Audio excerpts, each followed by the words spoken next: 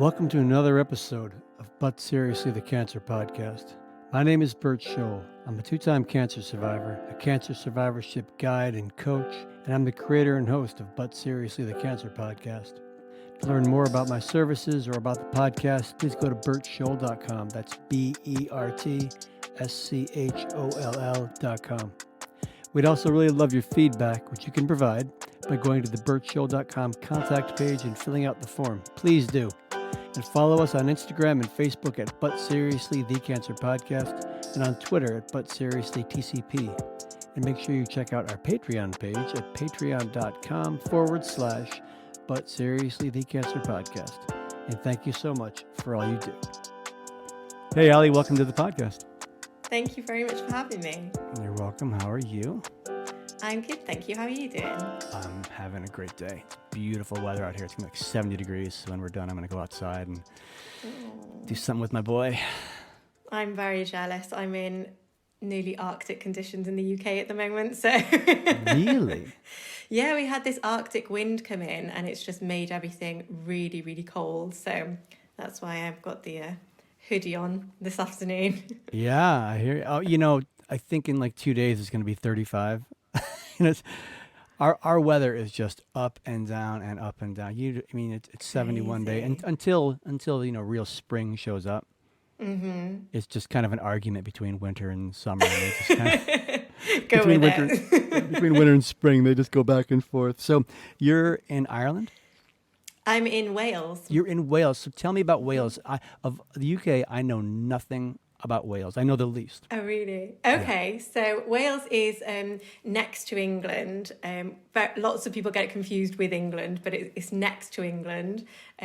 Welsh people wouldn't like it if you said Wales is in England because the English took us over a very long time ago. Mm-hmm. But we have a very sort of rich history and culture. We have a lot of castles here. We're well known for our castles. Well known for music and song, the land of poetry. So yeah, I think all things that have kind of fed into my childhood a bit. But yeah, I love being Welsh. I moved to England for university actually for a little bit, but I came back afterwards because I got a bit homesick. Yeah. So tell me about who is a Welsh musician that a singer that we must listen to. Do you know Tom Jones? Tom Jones. I would sing for you, but it won't be good for anyone listening. Everyone thanks you. All right, so Tom Jones is on the list. Great, because I would love to. It's just, the English seem to have a habit many years ago of just taking what wasn't theirs. Yeah. Yeah. A lot of that. I don't think the English were unique, though. I think that was just the European way. It was just the way things were, I think. I don't know if the world has changed all that much, but... So you live in Wales. Mm-hmm. And what were you diagnosed with? How old were you? When was it? I was 14, so this was in 2008. It's actually... Tomorrow will be my 13-year cancerversary from when I was diagnosed. So I'll be having a big gin tomorrow to celebrate. I was diagnosed with osteosarcoma, so cancer of the bone. And it actually took quite a long time to be diagnosed. I think I first started going to the doctors at the end of 2007. I used to be in a lot of sort of amateur dramatic theatre things and I loved dancing, and I remember one day it felt sort of like growing pains in my leg, which is kind of expected for my age, I guess, but I remember that it was aching so much that I didn't want to dance in the amateur dramatics group, which was very unusual for me. I was always kind of first one up dancing. And I said to my mum, this is really strange. It's not getting any better. I think we should go to the doctor. So we went to the doctor, and the first doctor we saw, because my knee was quite warm a lot of the time. So the cancer was actually in the bottom of my femur. Because my knee was quite warm, he put his hand on my knee, felt the heat from it, and diagnosed it as arthritis, which I thought was quite unusual for my age. But I did know of people having cancer, having arthritis younger, but there was just something telling me it wasn't right. So they put me on anti-inflammatories, and obviously they didn't do any good. So it got to about February 2008, and I went back to the doctor again. And the second doctor we saw was a different doctor. She said it wasn't arthritis, but thought it was ligament problems.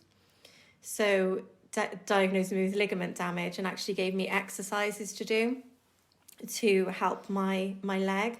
So at this point, my knee was quite swollen and my thigh was sort of dipping in towards my knee. So I knew that there was something really, really wasn't right. So she gave me exercises to go away and do. So I started doing those at home. And then by April, I just thought it's not getting any better. I was limping. And we went back again to the doctor, saw a different doctor again in the GP surgery. And she agreed with the second doctor and said it was ligament damage and recommended that I continue doing the exercises.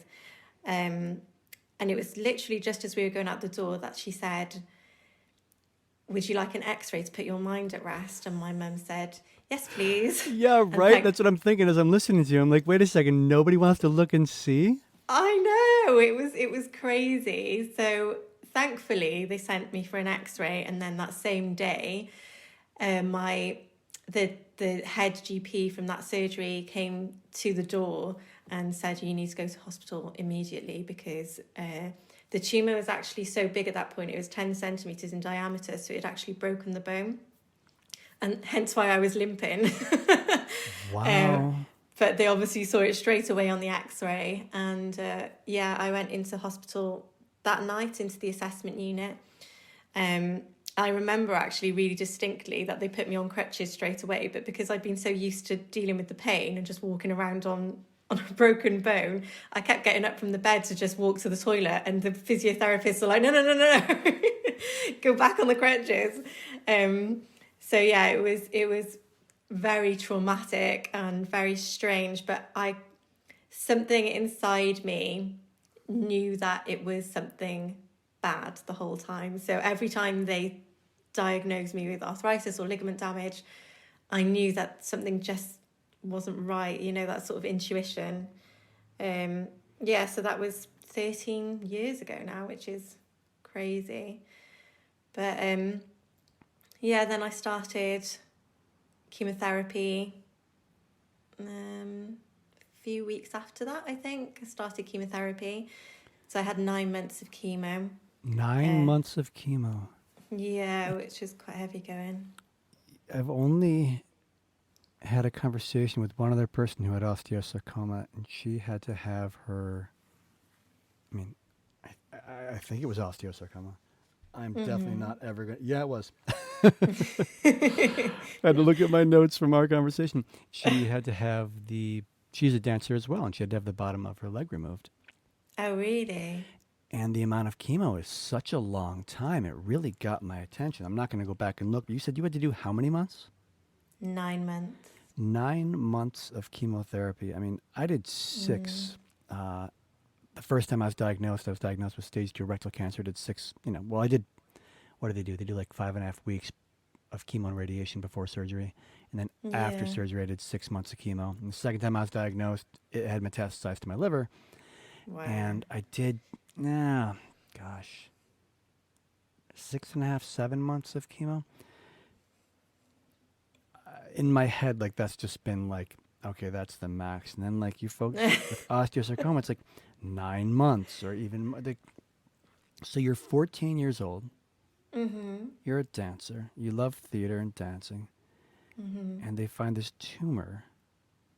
Yeah. And they tell you that what are your options? The only option at that point is to do 9 months of chemotherapy. They didn't want to do surgery? They did surgery, so I had... Before or after? I think I had chemo before and after surgery. So I think I had chemo for about 3 months. Or was it 6 months? It was May, June... No, 3 months. So 3 months in, I had surgery. I was really, really, really lucky because I didn't have to have it amputated. Mm-hmm. A lot of the kids that I knew who were on my ward had amputations, and I just counted myself extremely lucky that that wasn't the case for me. So instead of amputating, what they've done, which is just mad and blows my mind every time I think about it, is they took the bone out and they put a metal joint in, kind of like a knee replacement, but a bit bigger. And they kind of slotted it into my bones so that it works as like an internal joint, I suppose, which is a bit is a bit strange and always goes off at airports and things like that. And I have a massive scar on my leg, but I just count myself so lucky that I didn't have to. And how big is the joint? It's about from the top of my femur down to the middle of my calf. The top. Do you mean the top of your femur, like up by your hip? Yeah, up by my hip. It's quite big. To where? To about the middle of my calf.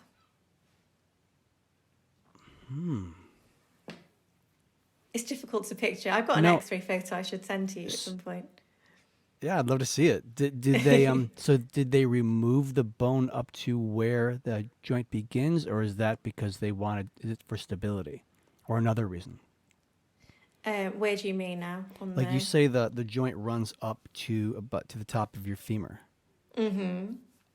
Like around the bone, on the bone, in the bone, in place of the bone? It's kind of like, see what I mean? kind of, yeah, it's quite difficult to explain. It's kind of pushed inside the bone. So my normal bone is here, and then it's pushed inside to stabilize it, which is quite strange. And I've also still got my own kneecap. So they flipped my kneecap back. They described it as, you know, those sunglasses you get and you flip the flip the things up on them. They said they flipped my kneecap back, took the bone out, and then flipped my kneecap back on top again. So this is the part of the podcast where my brother's gonna go la la la la la, plug his ears and be like, I'm really, really sorry. No, it doesn't faze me at all. Like, trust me, on this podcast we talk about everything because this is the experience. You know, I have a colostomy as a result of the first cancer, and when I talk about that in detail and the amount of surgery they had to do on me. My brother also skips that part because just like, no, thank you. I don't want to hear that. I don't really, I mean, even if I do cringe at something, I'm not really fazed by it. I just kind of notice it and be like, oh, that's interesting. I find it fascinating. They fold your kneecap up. It must have drilled into, removed maybe some of the bone, drilled into it. It must be for stability that it goes up so high. You couldn't just put like a short little joint in there and then expect a person's body weight to be able to. Yeah, it's kind of like fixed into the bone in some magical scientific way that I couldn't possibly Science, describe. magic, right? They're the same to me when it comes to, that kind of surgery. I have no idea. I don't know. So you did 3 months of chemo, then surgery, and then 9 months of chemotherapy. So I did 3 months of chemo, surgery, and then 6 months. Then 6 months. After. Okay, so it's 9 months total. Total, yeah. My apologies if you said that. So I have to go back, when you say this, I have to go back to when I was 14. Yep. My mind completely overwhelmed with the thought of girls. Trying to hide it all. Yep. Not feeling cool enough at all to be able to handle actually being myself. To actually admitting to that, and like, but just starting to like have girls as friends, you know what I mean? And like, and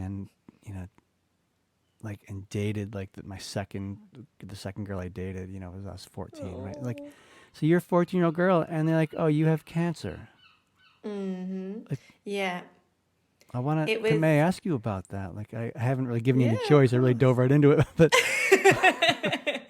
No, of course. It was a month before my 15th birthday. So it was like my last month of being 14. And it was a very, very strange time to be diagnosed with cancer because, like, the same as you, I was thinking of boys.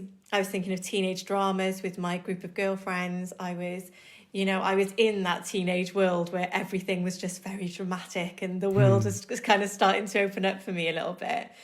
And then being told that you've got cancer, I think it made me grow up very, very quickly. It was kind of, I don't know, I sometimes think if I was diagnosed with cancer at the age I am now, I'd be a lot more scared of it than I was then, because I did have that sort of naivety of being a teenager and not knowing all that much about cancer, apart from seeing, people on the TV with cancer. I didn't have much experience of it in my life. So I did have that sort of, I'm actually quite a positive person anyway, but I did have that sort of blind naivety to the whole thing, I think. But being that age, I came out of the whole experience with a completely different mindset. I just didn't feel like a teenager anymore. And also, I was in hospital for such a long time. And even when I was out of hospital, I was tired from treatment and didn't really want to see anyone. I was kind of getting over the chemo in between the different cycles, and my friends at that point were starting to go to house parties and starting to drink in parks and and have these experiences that I just didn't have at that point. I was on crutches and my mother slept next to me for 9 months because I was on an IV drip as well, and I couldn't carry both at the same time. So it was Around a the very clock? Yeah, she was always with IV me. around the clock, IV drip. Oh, no. IV for chemo. So I'd have that. I had 6 cycles of it. So I was on it, when I was in hospital for about 3 weeks. So I'd be on IV drip all the time. So in the hospital, my mum was always there helping me get in and out of bed and go to the toilet and things. So I want to know about being 14, almost 15, and your friends going to parties and you not. But I just want to, since you just touched on the chemo, just so we can all get an idea. So when you did 3 months of chemo, Yeah. were you in the hospital that whole time? Yeah, I was on 3 drugs. I was on doxorubicin and cisplatin together, and then I'd be on them for a week. Then I'd have a 2-week break, and then I'd be on methotrexate for 2 weeks after that. But I was usually kept in for some reason or another, like my platelets were too low or I had an infection or something like that. So the hospital was really our second home at that point. Okay, I see. So in an ideal world, they'd give you the chemo and send you home. But the way your body was responding to the treatment, you spent a lot of time in the hospital. Yes. And your mom was glued to you. Yeah, my mum was by my side the whole time. My dad was working, so he'd come in and see us. He was the breadwinner of the family, so he'd come in and see us when he could, well, every night basically, and bring me McDonald's and things like that and comforts from home. But yeah, my parents were absolutely my rocks throughout that whole experience, I think. Yeah. I bet. I mean, what else would I do, right? But be by my child's side. Yeah. How old were you when you were diagnosed with cancer, Bert? First time I was about 3 weeks shy of my 37th birthday. I was 36 years old. And the second time I was diagnosed, I was 40. Well, it was in 2011, so I was 41. Wow. And I was blessed. I was fortunate enough to have gone through a lot of rigorous mental training. Like I signed up for these courses and programs that had you, the design of it is to have you notice, like, there's something that happens in your life and then you make up a story about it, right? Like, a snowball hits your car, and then, the first thought is like, who's that kid who threw a snowball at my car, right? You just made up a story. You actually don't know why a snowball hit your car. Yeah. There could be 100 different reasons why, but we make up stories. So the training that I did had you really just get, here's what happened and here's what you made up. So now go back to actually what happened. And Interesting. right, and then start noticing the blind spots in your thinking. How many places in my life do I live by these stories? How many places in my life do I make these things up? So I had like rigorous training for a good, you know, on and off, and then for like 6 years, but like for like the last maybe year and a half prior to getting cancer, it was some real rigorous training about, you know, so I was able to approach it in a way that I could keep, you know, being with what's so versus what my mind made up, being Yeah. with what's so versus what my mind makes up. Now, granted, my mind made up tons of things, but I spent less time dwelling in those places. Yeah. Do you know what I mean? That's fortunate. Yeah, definitely. Yeah, and trust me, don't think I didn't go down the rabbit hole and just lose my mind as far, you know, scared to death, crying my eyes out. Yeah. It's a brutal experience, but it helped to return to a place of like, okay, this is this is what I'm dealing with. Yeah, definitely. Your mind is a powerful place, isn't it? Yeah, yep. It'll just take you for rides. Like it must be like every once in a while, your mind will be like, "Hey, hold my beer. Watch this." Yeah. I had one of those just the other day. I got so upset and angry, and I'm like, and I literally sat back. I'm like, "What is happening? This isn't even real." And Yeah. there was just this surge of emotion just going through me, and I was like, "Okay, you clearly have an agenda." So I'm not going to reach out to anybody, and I'm just going to do my thing and take some naps because I don't know what your deal is, but I'm not going to participate. I love that. Take some nap. Sometimes we all just need a nap. Sometimes we all just need a nap. Okay, so tell me again. You did the how do you say it? Doxorubicin, Doxorubicin. doxorubicin, and cisplatin. They would you do a week of that, Yeah, a week of that together. and And then then I'd you have a break for 2 weeks. And then I'd have methotrexate for 2 weeks after. Hang on, am I getting this right? It's been so long. It's No, I okay. think my brain has actually blocked things out. I I did doxorubicin and cisplatin for 2 weeks together. Then I had a 2 week break. Then I did a week of methotrexate. Okay. That's what I did. So those must have been some pretty how do I want to say this? Just the impact on your body. What do you remember about that? I don't expect you to remember all the details. You know, it just really it's the experience that I'm curious about. You know, and I know a lot of people Yeah, listening right now are also really curious. Like, what was definitely. your experience of those chemotherapies? It's strange, actually. I was talking to my boyfriend about this the other. Well, he's my fiance now, but his sister is my best friend, so I grew up with around the family basically. So he knew me the whole time I was going through this, but we weren't, that close. And then we recently got together. That's So so sweet. yeah, it is quite sweet. But we were talking about this the other day because I haven't really spoken about it much with him, and I've hardly really broached the subject of it. And he asked me what my experience with chemo was, and I think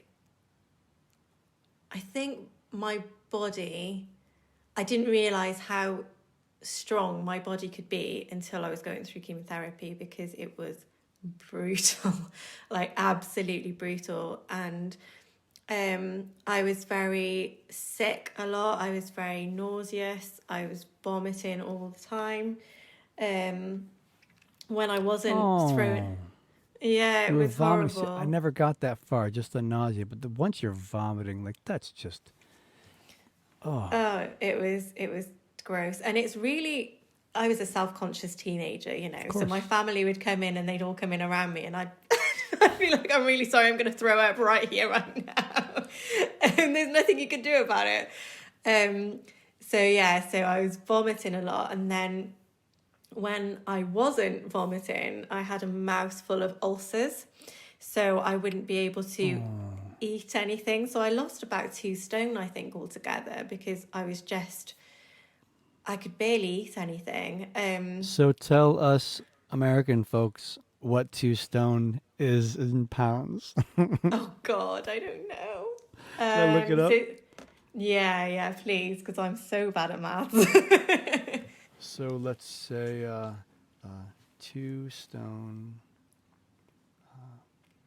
So I should just say 1 stone, right? But 2 stone is 28 pounds. 28 pounds. I lost 28 pounds. Wowee. That's a lot. Yeah. And, that seems like a lot to lose for a 14-year-old. So it was quite extreme, and then the tiredness was just overwhelming. It really knocked me for six. And then I guess the other impacts of it were, your tolerance to infections is lowered and your immune system's lowered, and not being able to really go, well, a bit like COVID, I guess, not being able to go out to really crowded places, Right, and things like that was quite limiting. And I was in a wheelchair for a lot of the time as well, because obviously it was my leg. So I'm sure you weren't self-conscious about that at all. I know, I know, not at all. Yeah, that was a really strange experience, because I never thought I would end up in a wheelchair for any reason. Like, why would you? And when I was in a wheelchair, I noticed how little attention people pay to you when you're in a wheelchair. The only people or if people did look at you, they'd give you really sympathetic looks, and I couldn't stand that. I hate being like a victim of anything. The only people really who would come up and speak to you were kids, because they didn't know any different. So they just come up and smile at you or chat to you and things. But it was really an eye-opening experience for me, because I was only in a wheelchair for a few months. And I think people who are in a wheelchair for a lot longer than that, some of the things they have to deal with, and accessibility issues and things like that, it must be really, really tough. Yeah. I was in a wheelchair at one point in my treatment, just because my doctor didn't want me exerting a lot of energy. And I went to an event, and the looks on the faces of the people I knew. Oh, no. Clearly they saw me in a wheelchair, and they were like, oh no, he must be in really bad shape. Yeah. No, I wasn't actually. No worse than I was, overall through the treatment. But because I have a colostomy, I wear a pouch, and kids are the ones who'll walk up and say, "What's that?" And it's not uncommon for a parent to say, "Sweetie, don't bother him." I go, "No, it's perfectly okay." I go, "I'll only tell you if you promise to laugh." And they're like, "What?" I go, "This is where the poop comes out," and then we all just laugh. You know what I mean? But adults very rarely ask. We learn to we're taught that it's not polite to be curious. Yeah. Or not to express our curiosity openly. Like, when my youngest son was maybe 4 or 5, we're at a deli getting a bagel. He says, "Papa, is that a boy or a girl?" I said, "I think that's a girl." He walks right over, speaks to the child, goes, "No, Papa, it's a boy." I'm like, all I want to do is say, "Excuse me, he started this conversation, not me." But they just don't have the same sort of things holding them back that we do as adults. And it's wonderful. Yeah. Because listen to you. I think, having that curiosity, I think, is so important, and being able to have those open conversations with people. I mean, so often we kind of shut it down, thinking we don't want to be impolite or offend in any way, but actually that's the only way we're going to learn about each other. Right. And I've had people say to me after listening to an episode, they knew one of the people on the podcast. They're like, I wanted to ask him that question, but I was never going to. Yeah. Or a friend of a friend told me this person was like, I was really curious, but I wasn't going to ask him that question. And I'm just on here asking all the questions. I mean, of course, every guest, you have every, may I say, you have permission, and in fact, I encourage you to to not answer any question you don't want to ask. Excuse me, that was not what I meant to say. I want you to know, and every listener, I can't talk right now. I'm going to edit all this out. I want you and every guest to know that, yeah, I have lots of questions, but you get to say if you're going to answer them. I want everyone to feel comfortable. It's a very personal experience. Yeah, definitely. But I love that I get to ask the questions, and it's like the kids. It's like they just ask, and what really stands out also is that older folks didn't want to engage with you. Yeah, like how so? Like would they just not look or try to? Because I notice people thinking I'm not noticing them looking, and sometimes I'll turn my body towards them and pretend I'm not noticing, so they can get a full view, so they can see. Yeah, exactly. Yeah, I just felt people, they sort of glance at you and then look away or pretend not to see, or they'd give you these really sympathetic smiles that were just, I don't know, I don't like being made out to be a victim in any way, and that used to drive me insane. It's the same as when I remember someone in my family saying to me, I think this was actually a couple of years after I finished chemo, and she had a cold or something, or she was, just feeling a bit ill, and she was complaining about it, and then she stopped and she said, "Oh, no, I'm really sorry. I shouldn't complain about this to you after all you've been through." And I was like, "No, complain away. It's absolutely fine.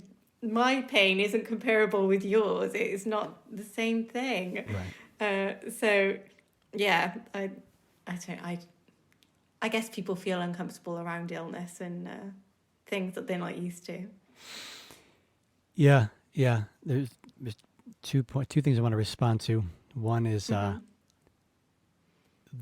being in the wheelchair and people not looking. Like if I walk by someone and I can see like they're in a wheelchair for good, I'll want to say hello. Then this other part of my mind is like, well, don't say, what are you going to treat them like they're special? Would you say hello to this person if they weren't like in the wheelchair? Yeah. And I'll just like, again, the mind just, doing its thing that it does.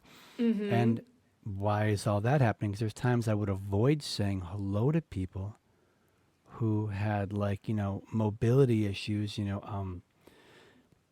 that really stand out, the ones you can't miss. I would avoid saying hello because I wouldn't want them to think that I was doing it out of pity. And that was my mind just taking me for a ride, right? So now if I see a person, we make eye contact, I can say hello, Yeah. And if I look a little extra longer because I notice something that really stands out to me, I mean, I'm not going to gawk, but like there are times I may look longer because it's different. Yeah. It's, I think it's really who we're being in it. And, the person might not be bothered. It might bother them, but like you can't, how do we honor our humanity and theirs and not pretend and yet be courteous? It's, you're not going to get it right. Balance. What's that? It's a delicate balance. Yeah, and you're not going to get it right, and I'm not going to get it right. Yeah, and that's okay. But it really points to just it's one of the difficulties that you went through. Yeah, as a kid, as a young teenager.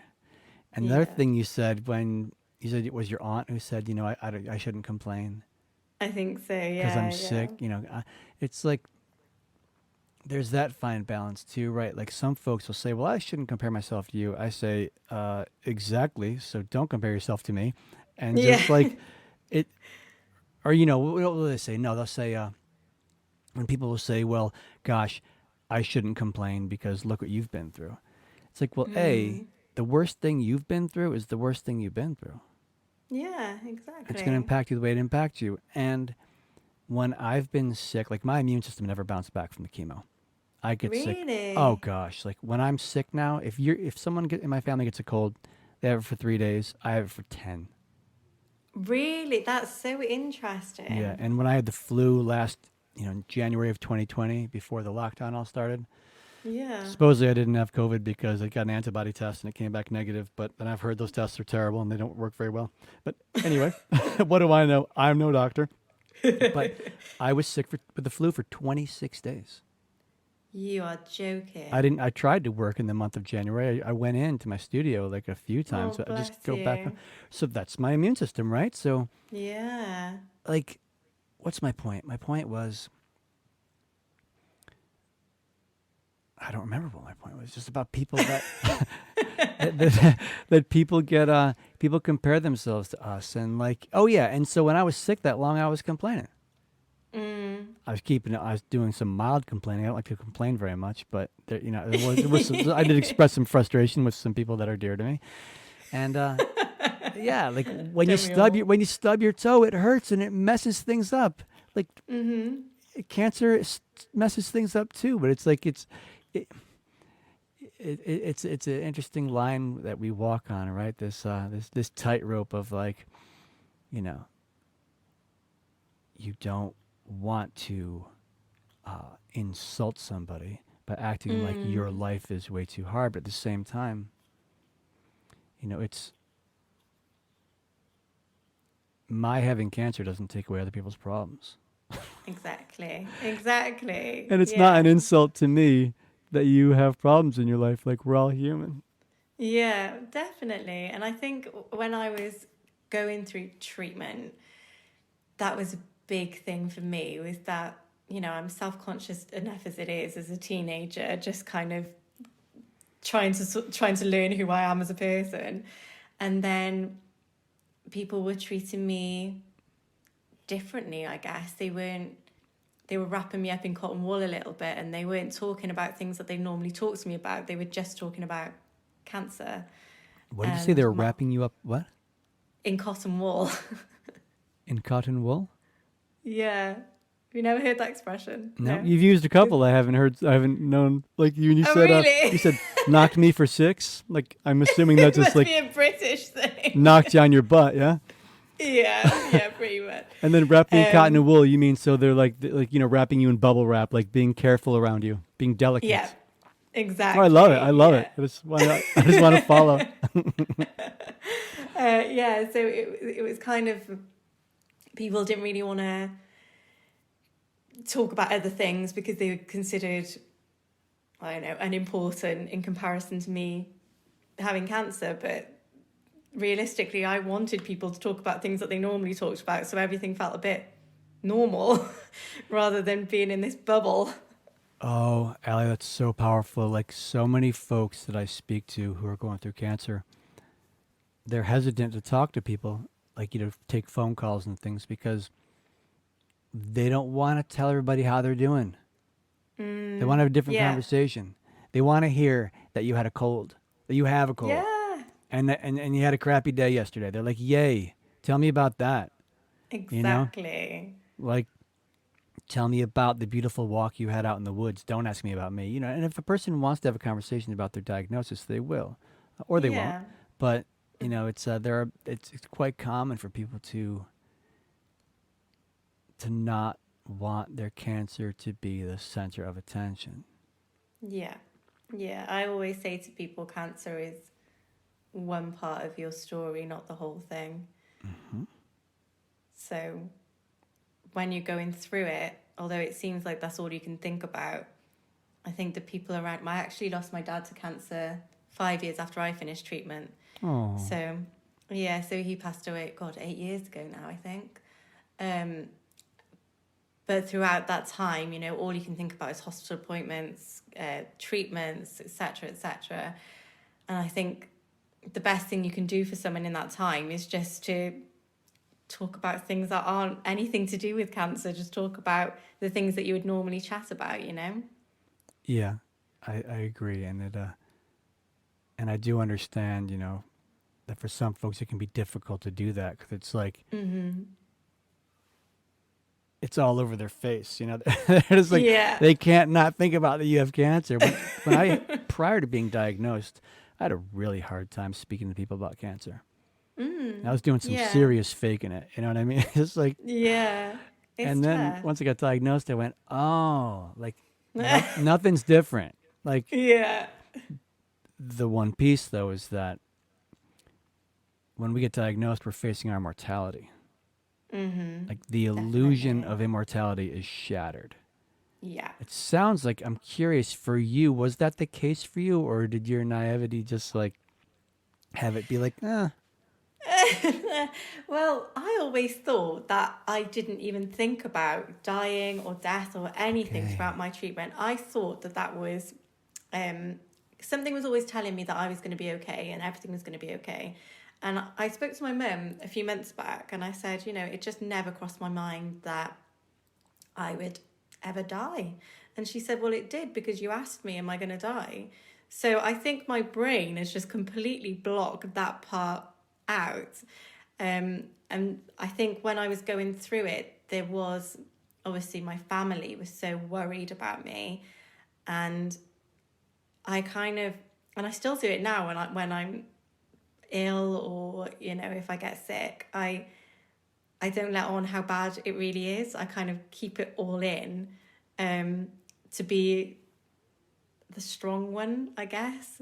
And I think that's what I did then. It was kind of like a reflex, like a survival instinct. Just be the person who's the positive one and always looking on the bright side, and be that person who thinks everything's going to be okay. I did have this feeling inside that I was going to be okay, and that everything was going to be fine. But I think it must have crossed my mind that I could have died because I asked my mum about it, but it's just been blocked from my memory now. Sure, yeah.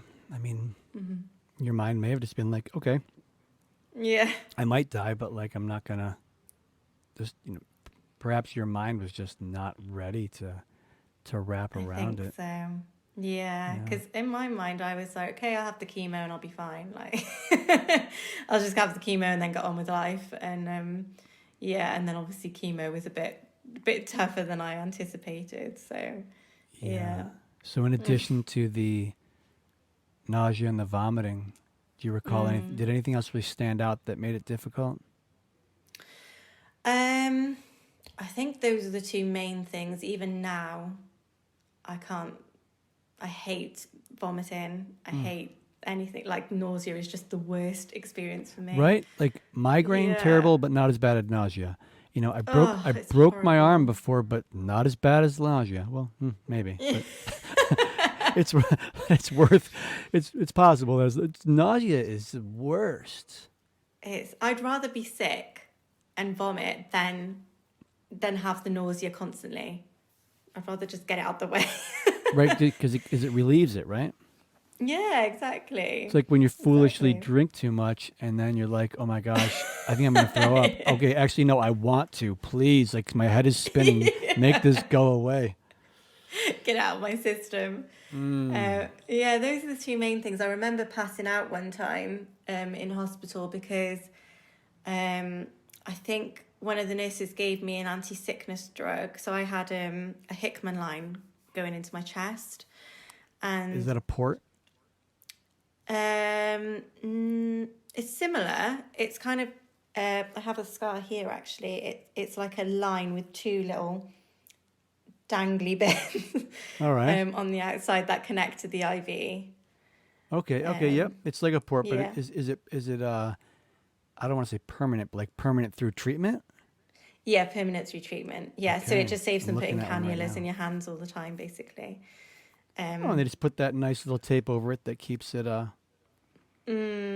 keeps it from getting infected, and then it runs up over your clavicle and into the vein going into the heart. Okay, just yes. different option.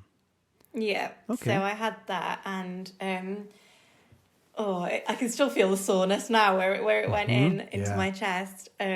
Because it used to pull on my skin when they pulled it, to fix it to the IVs, and it was horrible.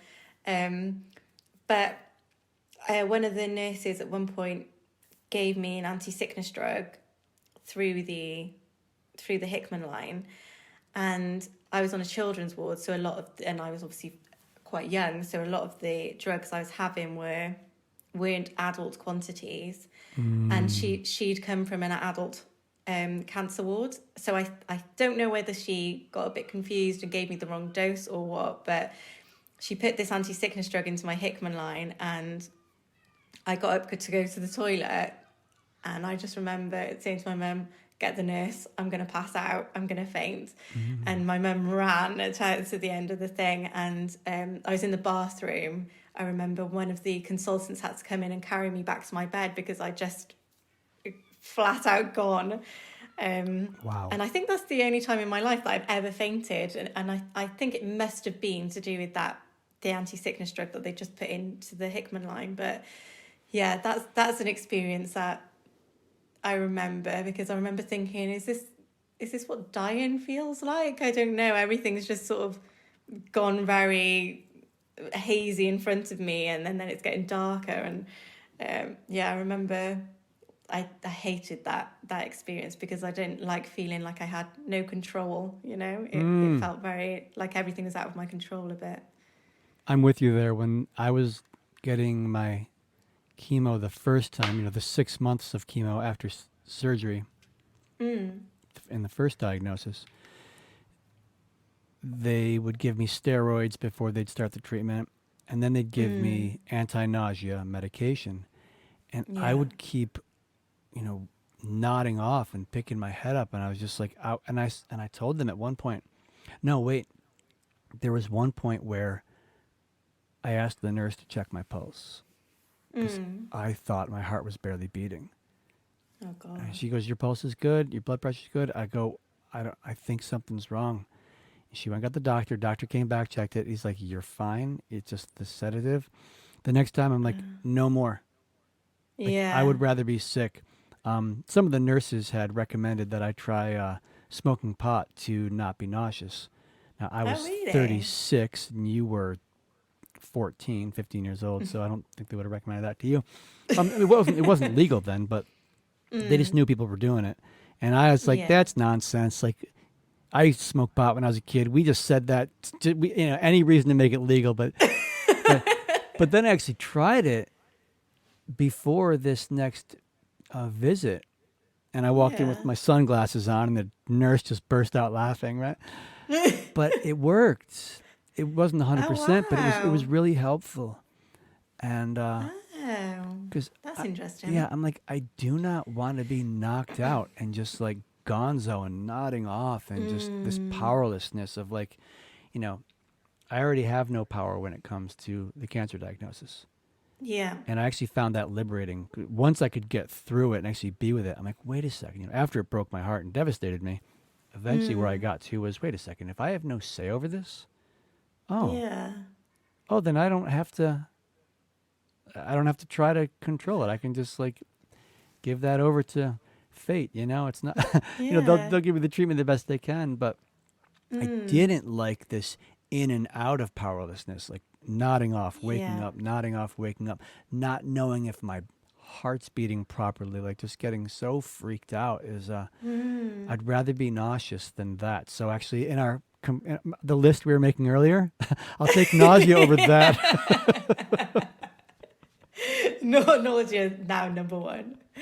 I know it's interesting you say that actually about control, because I find that as I'm getting older, when I was younger, I didn't really, control wasn't really a thing that I thought about too much. I kind of go with the flow. And I kind of found now that as I'm getting older, I place a lot of emphasis on routines, and I have to do this on this day, and making my to-do lists and things. And I think that comes from a feeling of being out of control when I was diagnosed with cancer, and also then when my dad had cancer as well. And I feel like, I don't know, I get really sort of into routines, and if it's broken, it throws me a little bit.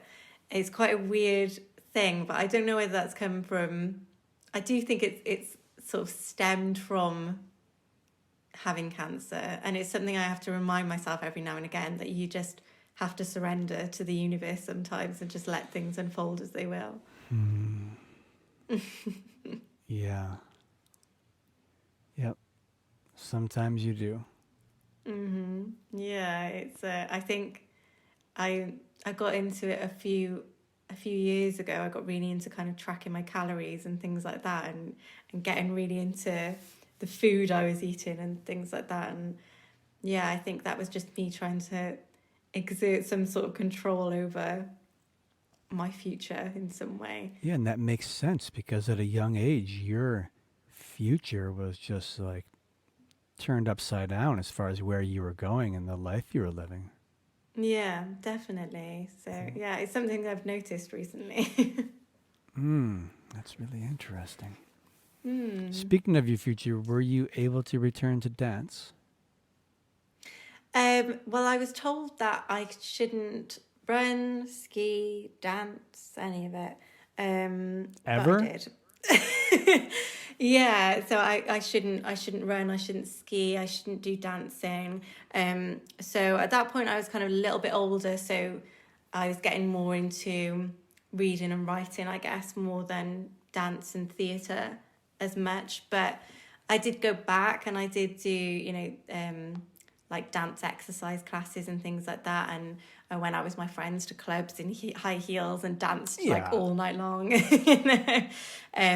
But I never really went back to doing it on the stage as much, I guess. But it it was one of those things where when the doctor said I couldn't do something, I really wanted to do it. Right. Yes. So I was. You're gonna prove the doctor wrong.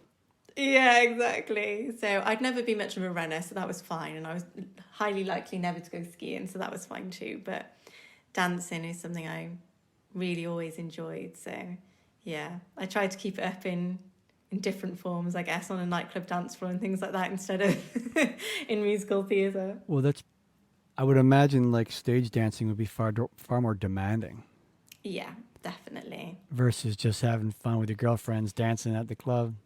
Yeah, exactly. And how far would you Yeah. have to travel to go skiing? Yeah, I think you can go skiing in France, which is probably an hour plane ride away. No skiing in the UK? No, not. There's probably sort of, I don't know, like pretend skiing things, but not the real deal, you know. Kind of if you must. Yeah.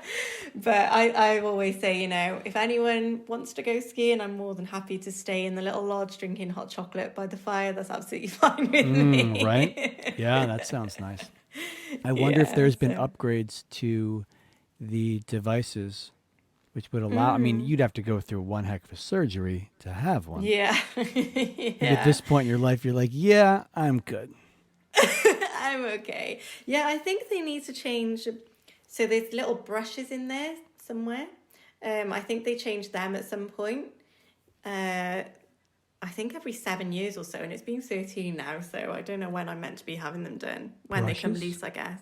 Yeah, there's little brushes in there. I don't know what they do or why they're there, but there's little brushes in there that I've been told need to be changed when they get a bit wobbly. But I think that can be done through keyhole surgery, so I won't have to go the whole hog. All right. Well, that's a bit of a relief, yeah.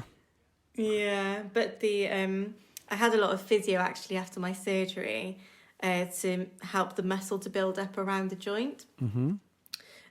So it's not, you can still, you notice the difference in my legs if you look closely, but otherwise you wouldn't really know, you wouldn't really be able to tell because I really went for the physio. I was determined not to walk with a stick or on crutches or anything. Yep. I just wanted to be independent again. And the first time I actually walked without crutches, I remember it because I had to go. So I had my surgery in the July, and then in the September I went back up to Birmingham, which is where I had all my bone surgery, which is about an hour and a half away from here. I went there because they're the specialist hospital, and I had to have an intense week of physio. And I went in a hydrotherapy pool with the physio, and he said, okay, because I got in with my crutches and was kind of holding on to the sides. And he said, okay, walk towards me. And I said, I can't, I haven't got anything to hold on to. And he said, just walk towards me because the water will balance your body. So I walked towards him, and it was kind of like this mind-blowing moment where I thought, oh my God, I'm able to walk without crutches again. And it was after being on them for so long, I got used to using them all the time. And that was the first time that I walked without crutches, and it was it was amazing. It was sort of life changing because I thought, right, I am going to be able to walk again like I used to. Oh my gosh, just imagining you having that experience where the buoyancy of the body in the water brings this awareness to you like, oh wait, I'm going to be able to walk again? Like the Yeah, possibility yeah. wasn't even there. Yeah, because it was such a long process, you know, and like straight after the surgery in July, they got me out of the bed the next day because they were like, you need to start you need to start using your leg, otherwise there's no point. You need to start using it straight away. So I was up and walking around, but it was very, very slow. Like it was basically learning to walk again like a child. So the joint, I find, you know how when you stand up and your knee kind of locks into place when you stand up straight? With this joint, you feel it a lot more. So I was very aware of that kind of snapping into place motion. And you have to lock it into place before you can put any weight on it. So it took me a long time to kind of get used to that motion and that process. And I just didn't think walking without crutches would be an opportunity, like even an option for a really, really long time. And then as soon as I got in that pool, that was like my freedom. That was my freedom from the crutches, from the wheelchair, from everything that I'd been used to for the last few months. And it was literally a step towards being independent again, which was a massive thing for me at the time. Yeah, it sure sounds like it. What was possible for you was like what you saw as possible prior to being in the pool was yourself managing this leg movement and doing everything it took to use this new joint and anticipating life being like that. And then Yeah. you get in the pool and you listen to the practitioner you're working with and you take your steps and suddenly what you see as possible is an entirely different future. And it sounds Yeah. like you just went after that. You're like, wait a second, if that's for real, I want it Yeah. now. I want it as fast as I can get it. Absolutely. Absolutely. I just, when I got out of the pool and I had to go back on the crutches again, I was dying to be back in the pool. Oh, I love it. I wanted to get straight back in and, Oh, I love it. get off the crutches, lose the crutches. Yeah, it was, I've never been able to swim really. I'm not much of a swimmer, but the water, just having that water to balance me was just amazing. And I think especially as a teenager, you know, you really wanting your independence then. And to be attached to a drip and on crutches and in a wheelchair and with my poor mother having to sleep next to me for 9 months, I just felt like a child. I didn't feel independent at all. And there were always people around, you know, I was hardly ever on my own, which is a wonderful thing because I have wonderful friends and family. But I didn't have that sort of independence that you crave as a teenager, you know. And yeah, once I got in that pool, it made the world of difference to me. Oh, I love it. I love it. Can you think of anything that like shifted for you or what you started doing differently? Or was it just get me back in that pool as much as I can? You're probably never late to any of your appointments. Like, get me in that pool. I was right there. Yeah, I had a week of that. So I only had the week there. And then they sort No. of, yeah, I know. So, and then they gave me exercises to do at home. So every day I was doing those exercises. I was trying to walk without the crutches as much as possible. And yeah, just trying my best to grab that independence back. Yeah, it was something I'm a very determined person and it was something I wasn't going to give up easily because I knew a lot of people who'd had osteosarcoma and were walking with limps or walking with canes and walking sticks, and being that self-conscious person that I didn't want to draw any more attention to myself than I already had for the last few months. So I wanted to fit in as much as possible, which is, you know, human instinct, I guess. I just wanted to blend in with everyone. So doing that physio every day and making sure that I got it in, I was doing it as much as possible, was key, really, to making sure that I was able to walk not half normally again, I guess. Sure, right. We want to be able-bodied and intact, and when we can be, we will be. When we can't, then we will create the life we create with that new part of ourself or lack of part Yeah. of ourself, depending. But when we have the option to fit in, to not stand out, I have with the colostomy, I now wear button-down shirts as I am right now. Yeah. Because if I wear a t-shirt, the way it hangs over me, it makes my pouch kind of poke out. And I wear like a belt around it. It's a hernia belt because I need it because the way my body responded to having the colostomy. But it's a natural hernia because the intestine is actually exiting through the abdominal wall. Yeah. But I wear the belt, but I wear the button-down shirts because I don't want it to stand out. Now, when I go to the beach and I swim, I mean, it has to be like 90 degrees, which is like what, around 30. What would it be Celsius? Like, let me look. It's like a. So yeah, like if it's around 30 degrees Celsius, 90 degrees Fahrenheit, then I'll swim. But other than that, I don't even. I'm like you said, you don't need to go in the water. Like yeah, me either. Like water is great for washing and drinking, but I don't go in it unless I'm raging hot. But when I do Yeah. go in and my pouch is exposed, I don't care. Yeah. But when I'm walking down the street or I'm at the store, I'd prefer to have it not stand out because I know that when I see somebody with something protruding from their body, I naturally look. Yeah. And then it just creates this whole thing. Maybe I'm still growing into having this, but I like to, wear a loose button-down shirt. That way, it's just not standing out. It's just let it be seen. Let it be seen when it's seen, but not when it doesn't need to be. So I can relate to your desire to just do what you have to do so you can walk with just your legs. Yeah. I had after my 6 months of post-surgery chemo, the first time. By the time I was done, I couldn't even get off the couch from my chemo. It made me so sick. Really? It was some nausea, but it was mostly just feeling poisoned. Really? Like my body just ached and hurt. There was like Yeah. pain from the inside, like just pushing its way out of my skin. It was the oddest experience. Wow. Yeah, I didn't get off the couch much. So I went to my doctor and had all kinds of tests, a pulmonologist and a cardiologist to figure out what was wrong. They finally figured out. They said, your heart and lung function is above average. You're in great shape. What happened is that your body, your entire system, your whole body just atrophied. It acclimated to the lifestyle.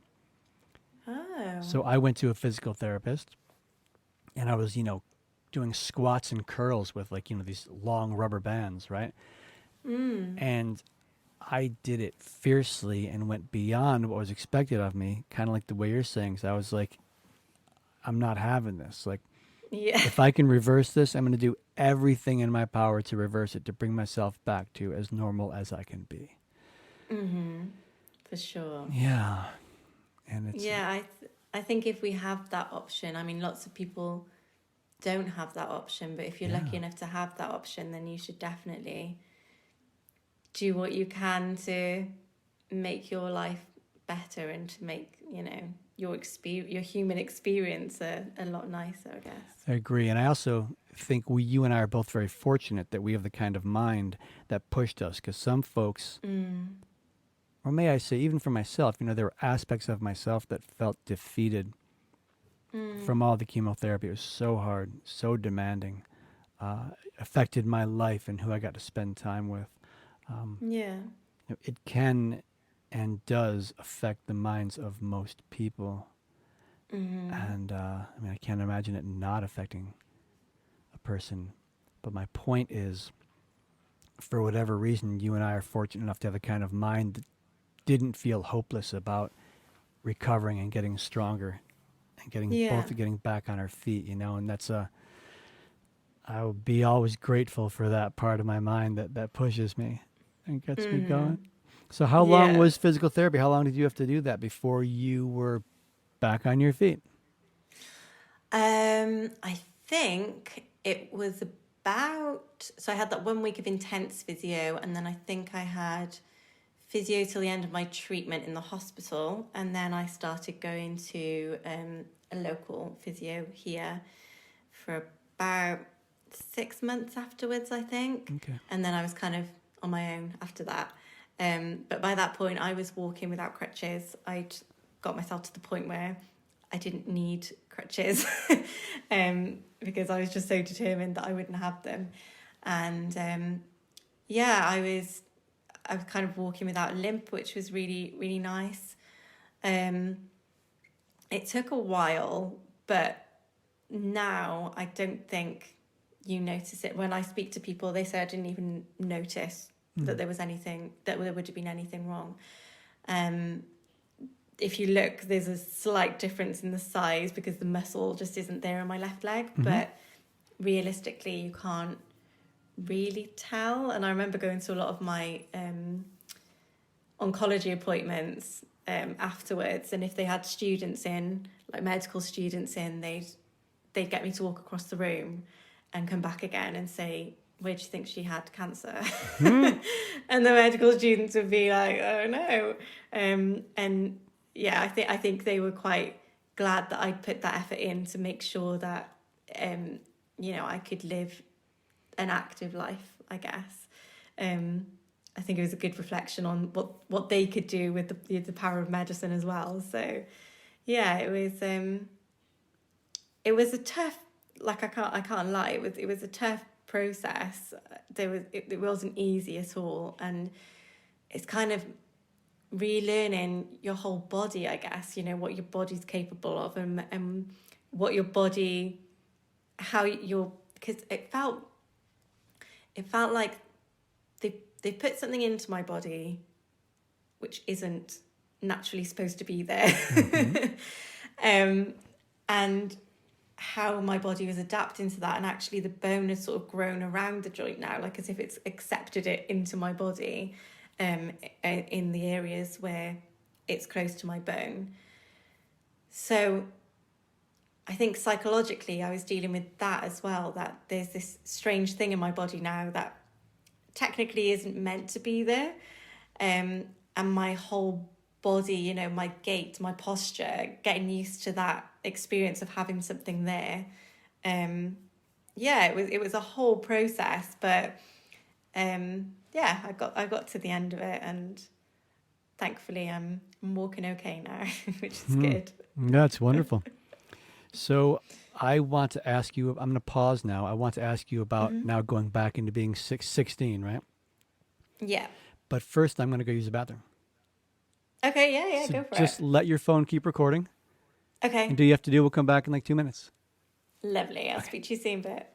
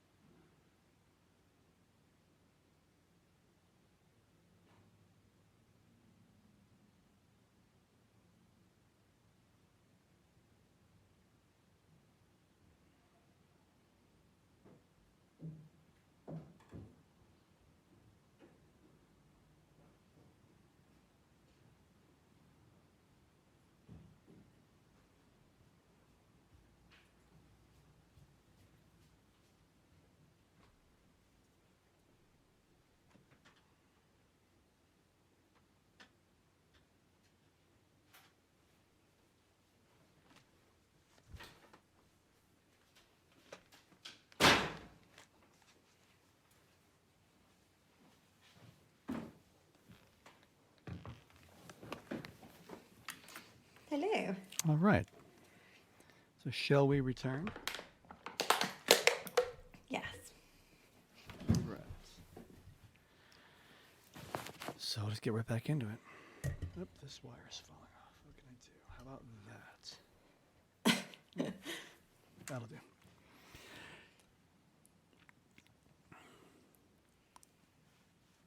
So you complete your therapy and you're what, 16? No, I was actually still 15 at that point. You're still 15? Yeah, it was New Year's Eve 2008, and I finished my chemotherapy at about 2 o'clock in the morning. So I went back home with my mum and dad while all the fireworks were going on above me, which was quite lovely. And woke up to the start of my life after cancer, I guess, on New Year's Day 2009. So quite significant. Yeah. No kidding. Wow. So you're 15 years old. It's 2009 New Year's Day. You're like, all right, starting out fresh. Yeah. And Rebirth. has life since then, as far as, you finished physical therapy and then boom. So how's it been since then? Good. Yeah, really good. I've had some long-term side effects from the chemotherapy. Yeah? Like what? I've got cardiomyopathy now, so my heart's a little bit damaged. I've got constant tinnitus, which is quite annoying. Yeah. And and then just my leg, I guess, really gives me aches and pains now and again. But apart from that, touch wood, I'm all right. I'm doing okay. Yeah. I got you. Yeah, so you've cardiomyopathy. What exactly does that mean? It means that, so it's actually called chemotherapy-induced cardiomyopathy because it was the chemotherapy that brought it on. It means that my heart doesn't pump as well as it should. So I think it's the left ventricle, doesn't pump the blood as much as it should around the body. It doesn't work as hard as it should. So they measure something called the ejection fraction, which is, I may be completely wrong with this, but I think it's the amount of blood that the heart pumps out every beat. And mine was a little bit below normal. And then I've been on medication to kind of bring it up to a more stable level. But yeah, that was only sort of in the last few years. So it's when I finished chemotherapy, they did all sort of heart scans and things then, and I was fine. There was a little bit of damage, but not a lot. And then as I've got older, it's kind of deteriorated a little bit.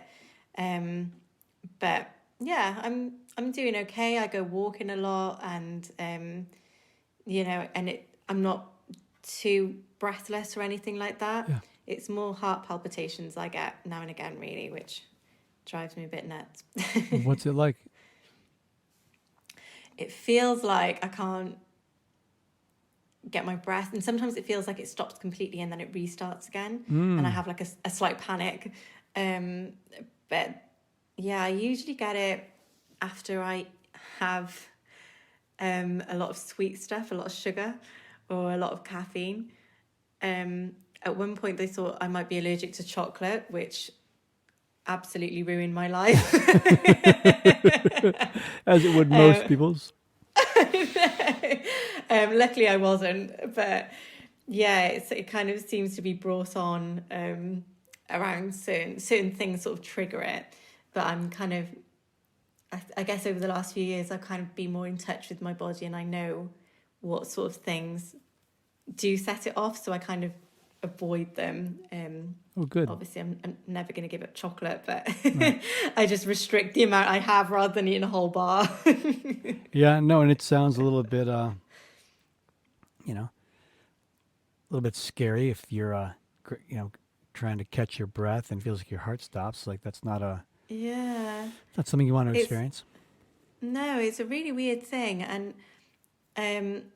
I said I went to A&E actually a couple of Christmases ago because I was in IKEA. Do you have IKEA in the US? Yeah. What's A&E? Yeah. Oh, that's a department store? No, accident and emergency. Okay, not the same. Not quite, no. Not quite the lovely day out that you might have at the department store. What do you guys call it? The emergency room? Emergency room, and now it's called the emergency department. Oh, okay. Not much to buy there, and what you can buy, you probably don't want. Yeah, I went into A&E in the hospital here. Okay. I went into A&E in the hospital here because... Well, you mentioned IKEA, right? So I'm like, IKEA, A&E. Like, yeah, no. I know. It's not your average night. I like Bloomingdale's. I wish. Yeah, so I was in IKEA and we were tucking into some meatballs in the cafe, and all of a sudden my heart felt like it had stopped, and I just saw this white circle where my boyfriend was. Whoa. And I thought, oh my God, I'm going to pass out or something's going to happen. And I sort of grabbed his hand and then it restarted again. So it was absolutely fine. But I have like a Fitbit on and it sort of spiked a little bit. So we went to A&E just to get checked out and I was fine. But moments like that, I think, just really terrify me a little bit. So yeah, it's kind of, I haven't had any problems in a long time, but I've sort of been trying to clean my diet out a little bit and stop eating so much shit and making sure I do some exercise now and again. So yeah. Mm-hmm. Yeah, it sounds like all important stuff. Certainly be in your best interest. And I, excuse me. I've found for myself, I don't know if it's a result of all the chemo and surgeries and anesthesias I've been through, or if it's just the fact that I'm, now 50. But my body is way more responsive to what I eat. And so like I eat pretty much, I don't eat grain. Like don't you? Any kind. I feel so much better. And then if, one day a week I want to have grain, I will. And it's fine. But when I eat it consistently, my body just crashes energetically and emotionally from eating the grain. And when I took the grain out, I get carbohydrates through things like, sweet potatoes, yams, carrots, those kinds of things. Squash, I think squash has carbohydrates, I hope. But my body does not like grain. And I can only imagine that if there's this like maybe a glycemic crash every time I've digested the grain, or every time, I get hungry again, like that can't be good for the body.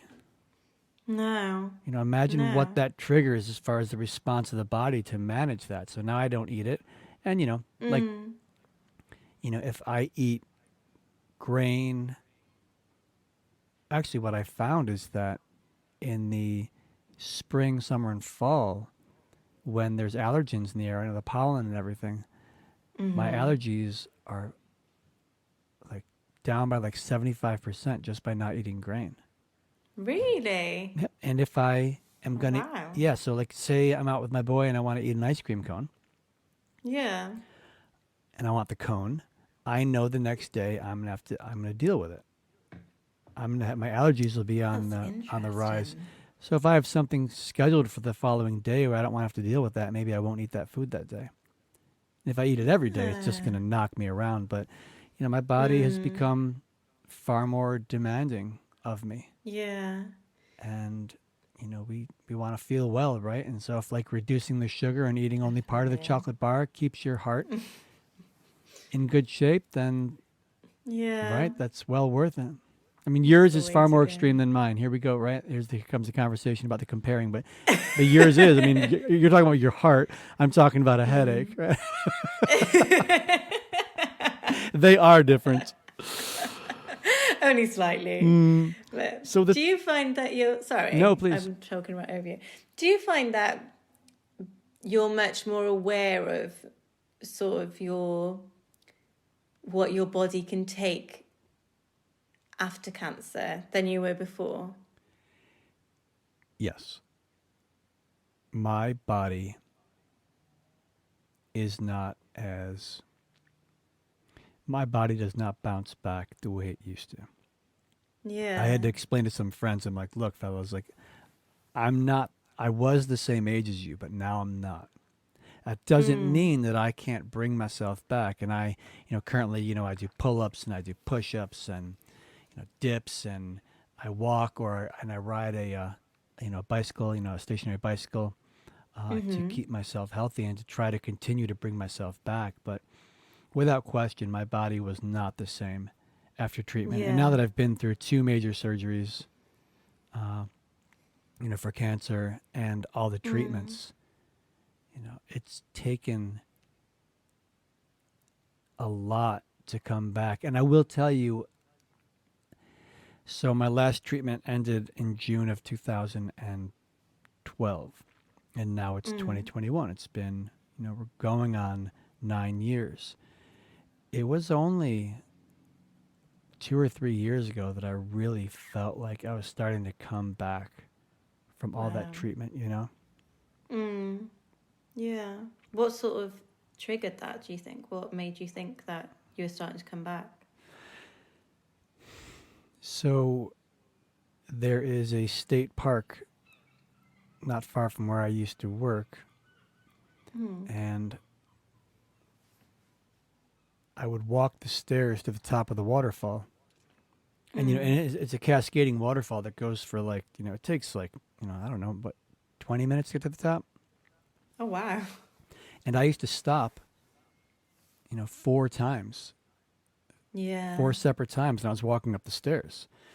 It's, people that are not in good shape, you see them just struggling. I And bet, yeah. and I used to be able to walk up to the top of the steps. Like, it wasn't even an issue for me. Excuse me. Mm. I could not do it. And Mm. so I was like, kind of like you were when you were getting your physical therapy. I was like, no, thank you. And I started Yeah. walking those steps like 4 or 5 times a week on my lunch break until I could finally walk to the top without stopping. And I'd pass Wow. people who were stopping, and they'd say, "Wow, man, this is easy for you, huh?"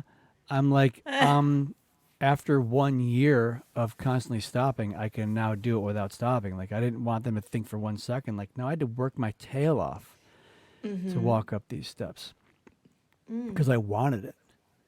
Yeah. And when the weather was no good, the wintertime, I would walk the road that was in the park that, it was an incline, uh, going up the hill because I don't want to lose it.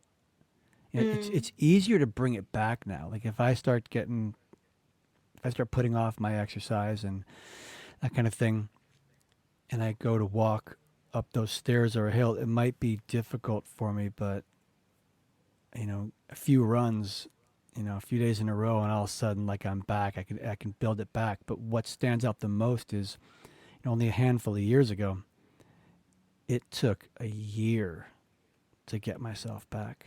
Wow. Yeah. My body had been through too much. And I Mm. I really love that you asked that question because now I'm thinking about it. I'm like, wow, that's pretty fantastic that I was able to bring it back. Yeah. It is. It's amazing. It's interesting for me because obviously, because I was so young when I had cancer, I don't know what my adult body would have been like had I not had cancer. Sure. So it's interesting for me to speak to people who know what their adult body was like before cancer and then the difference afterwards. But yeah, that sounds amazing. So you've got that determination too. Yes, I do. In the areas that I have it. In the areas that I don't, it's brutal. Did they have to change so did you grow taller uh Mm. after they put the joint in? No, thankfully, I'd stopped growing. Thankfully. But when I was having my operation, I think it's meant to be a 4 hour operation, or it's meant to be like 3 hours or something. It's meant to be a few hours anyway. I was in there for a lot longer than I was meant to be in there. And obviously, my parents are stressing. They're like, where is she? What's happening? And what had happened is the prostheses, so this joint that they'd made for me, was too small. So they had to try and lengthen it or make another one, or like get another one from somewhere while I was still knocked out. Whoops. I know, can you imagine? So thankfully once I'd had the operation I stopped growing, so I didn't need any more sort of changes. But I did see people, because I was on a kids ward, obviously younger kids who had it. It generally tends to affect teenagers and people in their early 20s. But if there were kids who had it, there was this kind of machine that they brought out, which also blows my mind. And it's like a magnetic thing. And they put it around, so they didn't have to do any surgery as such if they were growing bit by bit, but they'd put this magnetic machine around their leg and do some kind of wizardry with it. And it would lengthen the joint, but inside the leg very slowly. Wow. Yeah, it was amazing. But thankfully I didn't have to have any of that, because I was just, I'm the height I am now. I'm 5'4.5", I think, 5'5". So I didn't need any more, thankfully. Yeah. So they use a magnetic machine to slowly increase the length of the rod. Yeah, I don't know how exactly it works. Sometimes I think maybe I dreamed it. maybe it was all a dream. It's a great dream. I'm pretty sure. I'm pretty sure it happened. But when you say it, it just seems a bit unreal. But I suppose lots of things are in this world anyway. But it was a strange one. I think a big thing for me, being on a kids ward. I think being on a kids ward was the worst part about having the cancer. Really? Yeah, for sure. Because the kids ward was from babies to the age of 18, and there wasn't many teenagers, but there were a lot of little kids and babies. And it just broke my heart. They just honestly broke my heart. There were, a couple of kids died when I was there, and oh my gosh, it's just, I don't know, I think it affects you in a way that, I don't know, it affects you for the rest of your life, because I feel like I have to live my life for the kids who didn't get to live theirs, And it sounds like that can occur as inspiration, and it can also occur as pressure, guilt. Yeah, for sure. Yeah, I think I had a lot of survivor's guilt that I don't think I really dealt with until a few years ago, because there were two boys who died while I was on the ward, and one was 3 and one was 12.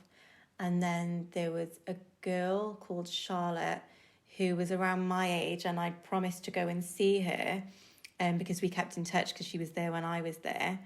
And she'd relapsed and she'd gone back into hospital, and I promised to go and see her when I was back from university. And the day I was meant to go and see her was the day that I was told that my dad's cancer was incurable.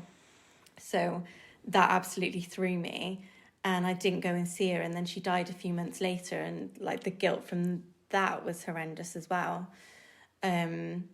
But yeah, I don't know. I did feel that pressure, I suppose, that I do want to make something of my life, or leave something, help people in some way. I didn't want.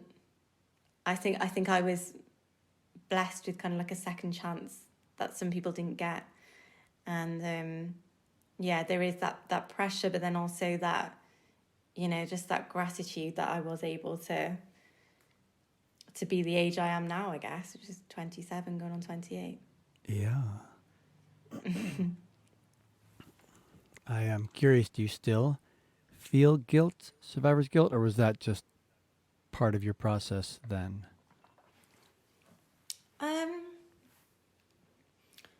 I think very rarely. I think I went through a time of feeling it quite often. Mm-hmm. And it would come up and I'd think, oh God, what am I doing? I need, I should be doing. My full-time job is in marketing. And a few years ago, I was in a job that I really, really loved, but I felt like I should be doing something more or helping people more or fundraising more or doing something to give something back, I guess. And yeah, as you said, that serves as inspiration, but it also adds that little bit of pressure. And I think something else that I had hanging over me for a long time was that I didn't have enough time to do all the things I wanted to do. I've got a massive list of books I want to read and places I want to go and things I want to see. And I thought, right, I have to do everything now because there's not going to be enough time. I don't have enough time to do all the things I want to do. And that was something that I took with me for years after I had cancer. I think it was only about 3 years ago that I finally thought, slow down, it's okay, you don't have to do everything at once. And like that thing you were saying about that control, and I was telling you about how I needed that sort of control. I was like, okay, if I read this amount of books in this amount of time, then I'll have read all the books on my reading list. But I keep adding more books to my reading list all the time. Right. So I think a few years ago, I bought a flat on my own, basically. I bought an apartment on my own, and I spent a lot of time by myself. And that was the time where I really confronted everything. And I thought, I can't put this pressure on myself all the time because I'm just putting myself under more stress. And it is just that sort of surrender to whatever's going to happen. It doesn't matter if I haven't got to think of all the books I haven't read. I've got to think of all the books that I have read. Or I haven't got to think of all the places I haven't seen yet. I've got to think of all the places I have seen.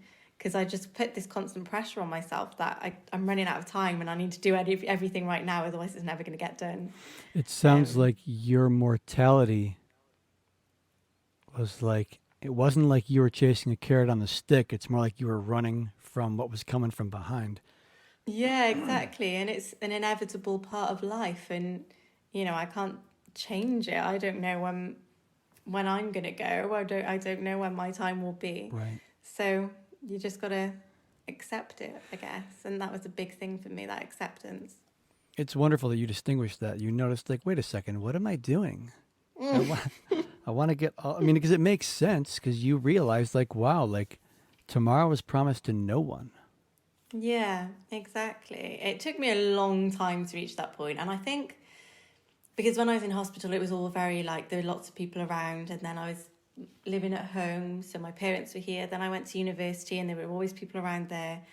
And then when I bought that apartment a few years ago, it was the first time I've lived by myself, and it was the first time I've been able to think, okay, what do I want to do now? Like what do I want my life to look like? And that was when I started, journaling, meditating, and coming back to this bigger picture, I guess, that I'd kind of lost sight of because I got so caught up in all the, I need to do this now, I'm running out of time. It was kind of coming to that acceptance that I always knew, I think, from having cancer, that it's not about how many things you do or how many things you see. For me, it's always been about, it's going to sound very, very cheesy, and I apologise, but it's always been about the people who you love and giving that love out and getting that love in return. And I just had to be by myself to have that space and time to come back to that idea rather than being caught up in everything else, Yeah, I don't think that was cheesy at all. I think that Okay. that was real. Yeah. Like Yeah, definitely. you stopped reacting to life and you started Mm-hmm. creating your life. Exactly. And once you started creating your life, you realized that if what I'm creating is going to involve the people I love and care about, like, and what I devote myself to is very personal and very important. Yeah, Yeah, for sure. And I think that was a massive transition for me in terms of Yeah. trying to do all the things instead of just trying to be, and just slowing down a little bit. Yeah, meditation was and still is every day a hugely powerful part of my life. It has made such a difference. It's crazy, isn't it? I only do 10 minutes every day of meditation, and I can't tell you how that 10 minutes a day has changed me in so many ways. I love it. Yeah, my life has changed. I mean, first time I was taught about meditation I was 5. My parents brought us 3 kids to transcendental meditation, and Really? yeah, Wow. I doubt I did it for more than 2 days following. You know what I mean? But the seed was planted, and then throughout my life at Yeah. various times I would meditate, and Mm. then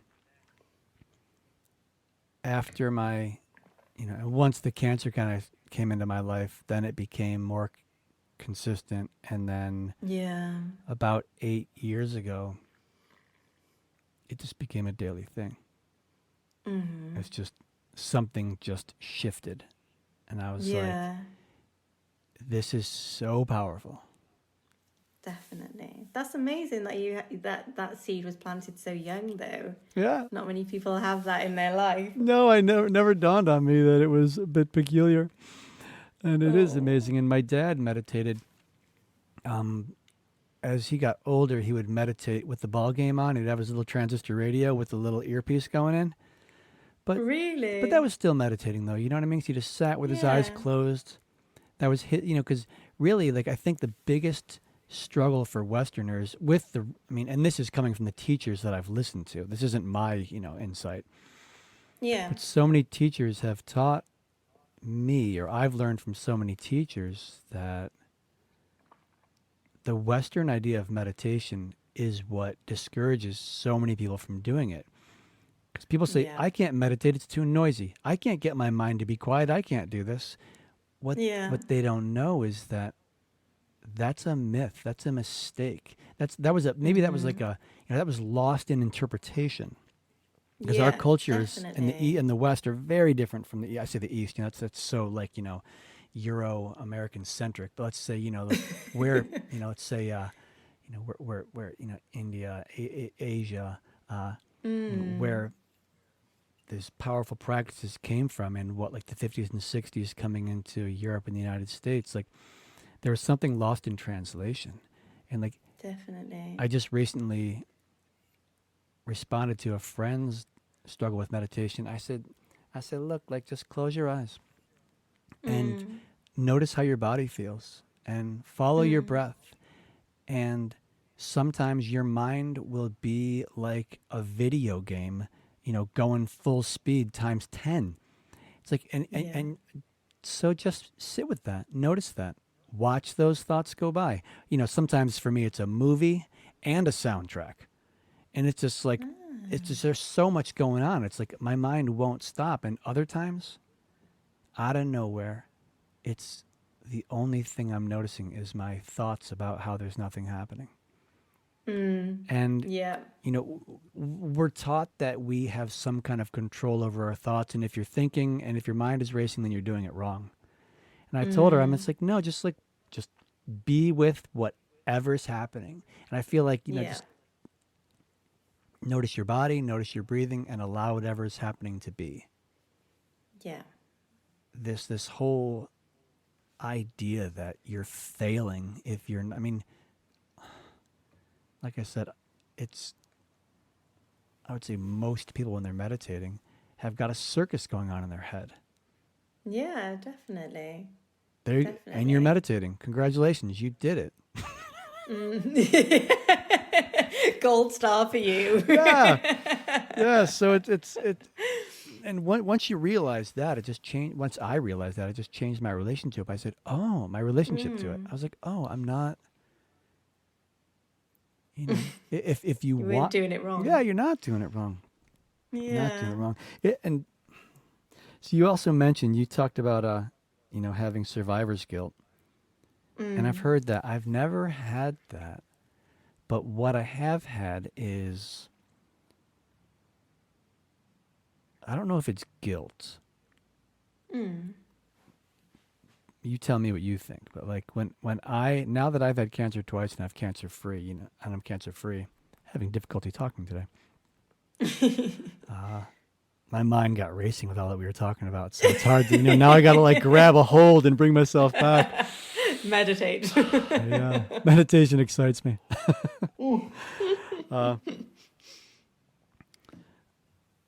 I do sometimes, since I've had a stage 2 and stage 4 diagnosis, when I speak to folks who there is no cure, there's only treatment, or the treatment isn't even working all that well, my mind will wander like, I wonder how they feel about the fact that I have concern that there could be cancer-free envy, and then I will want to be careful around that. Similar to how I used to respond to people in wheelchairs. Yeah. Mm-hmm. Huh, interesting. Yeah. No, I'm the same, because I talk openly on social media about having cancer and surviving cancer. And then I think, what if people see it or come across my account, and then, I speak to a lot of people who have been recently diagnosed as well. And I think I do want to show people that there is life after cancer, but then for some people there won't be. And I think I feel the same as you with that, where I'm kind of like, you don't want to, I don't know, you do feel guilty, I suppose, in a way, because you got through it, and some people won't have that chance. It's a weird thing, because you're experiencing the same thing, but experience it in two very different ways, because in one way there's hope at the end of it, and I guess in one way there's not. It's a really difficult thing, I think, to deal with. Yeah, like, how do we honor where they are and be supportive? Yeah, so just being in that inquiry, I think, is a valuable place to be. Yeah. Have you ever heard of the poet Jack Gilbert? No. So, do you mind if I read this poem? Yeah, please, go for it. Because it's bringing it Love to my it. attention. It's like I can't not think about it.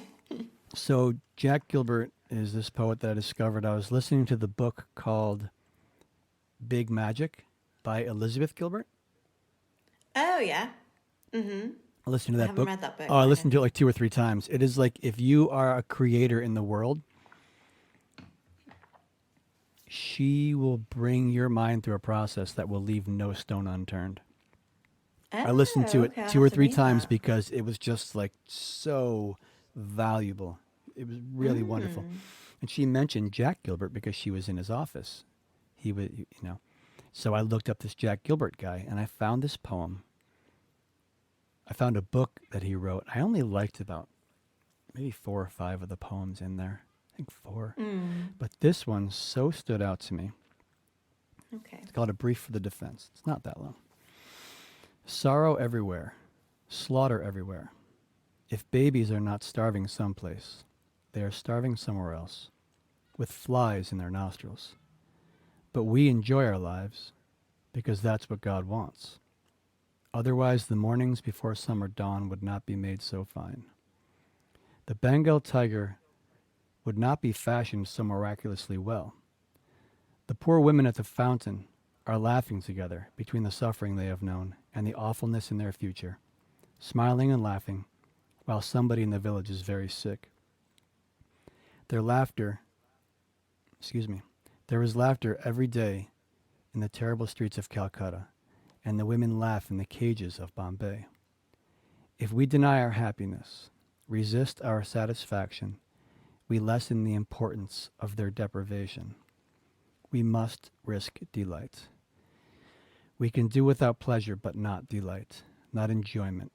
We must have the stubbornness to accept our gladness in the ruthless furnace of this world, To make injustice the only measure of our attention is to praise the devil. If the locomotive of the Lord runs us down, we should give thanks that the end had magnitude. We must admit there will be music despite everything. We stand at the prow again of a small ship anchored late at night in the tiny port looking over to the sleeping island. The waterfront is 3 shuttered cafes and 1 naked light burning. To hear the faint sound of oars in the silence as a rowboat comes slowly out and then goes back is truly worth all the years of sorrow that are to come. Wow. That is really powerful. I need to look this guy up. Yeah, it blew my mind. That's a lot of food for thought, isn't it? I can't process it all right now. No, I needed to read it multiple Wow. times, you know? Mm. And Wow. it's just from that point of view, from that context, you know, to deny ourselves joy, to feel bad about our happiness. It's like, if these people are suffering? Like, you know, made me think of like the gal you were going to go visit. And your dad got diagnosed the day you were going to visit her, right? Yeah, well, he was told that his cancer was incurable and they couldn't do anything Yeah, for him. and then I bet that day. if you were to ask her, like, you know, if you were to have a conversation with her, right? Like, and say, well, this happened. She'd be like, Yeah. well, duh. Yeah. It's your dad. Yeah. I know. And we keep these things with us. And then I think, if it was me suffering, I wouldn't want other people to be unhappy because Right. I was suffering. It actually reminded me, as you were reading that, of when the day I got diagnosed and I was sat upstairs in my mother's bedroom and I was looking out the window because everyone had arrived here. All my mother's one of 7, so there was a lot of people here. They'd all come once they heard this news. And I kind of took myself away from it all. I didn't want to be part of it. And I sat in the window and I was crying because I just didn't know what to expect, I guess. And I had to go into hospital that night, so I had to pack a bag and everything. And as I looked out the window, my next door neighbour was laughing in the garden and the sun was shining and she was laughing with someone. And I was thinking, why is she laughing? Doesn't she know that I've just been diagnosed with cancer? And then immediately after that thought, I realised that the world keeps turning and life goes on and everything sort of balances out, you know. That's exactly what it reminded me of as you were reading that poem. Yeah. I'm so with you. It's like the first time someone in my life died. You know, as tears are running down my face, I'm looking at the world like, what the hell are you people doing? Yeah. Like, my father died. What is wrong with you? Don't you all know? I know. How can this even be happening? Yeah, wow, what a powerful experience.